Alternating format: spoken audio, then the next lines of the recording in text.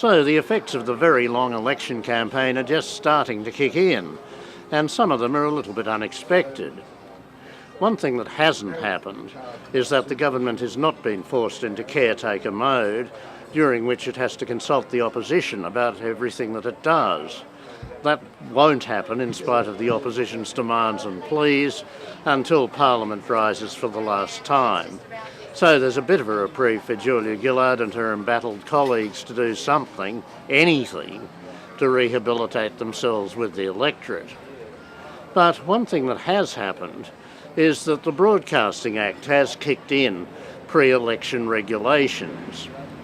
Now, these would normally only apply over the campaign proper, and the authorities, particularly the Communication and Media Authority, weren't quite sure what the situation was with this extra long campaign. First they said yes, the regulations would apply, then they said no, they wouldn't, then they said they might. Now they've decided that by and large, yes, they will. And that means, among other things, that election advertising is now a fact. All political advertising is now counted as election advertising. That means it has to be vetted, it means it has to be properly authorised, it means that the old slap and tickle, slash and grab theory that's gone on till now will have to be a bit modified. And the other thing that's happened is that it means that the radio and television stations have to treat the parties equally, well, at least up to a point.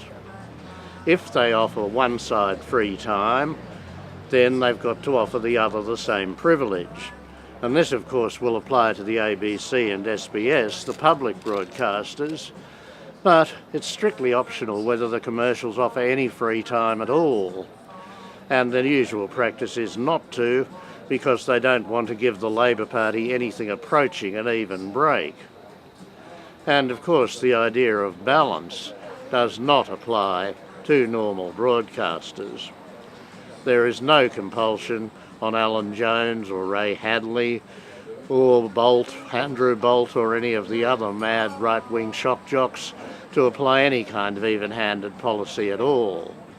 That's what it should mean, but in its wisdom, the broadcasting authorities have decided that it doesn't. So, as always, only the long-suffering ABC will be the target of the nitpickers about exactly how long each side got, exactly how they were treated, whether it was real balance or whether it was slanted one way or the other. The ABC will come into it from the usual people, notably the Australian newspaper and Gerard Henderson in the Herald.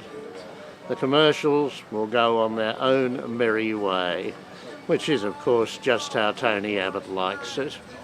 That's what the Broadcasting Authority means by even-handed.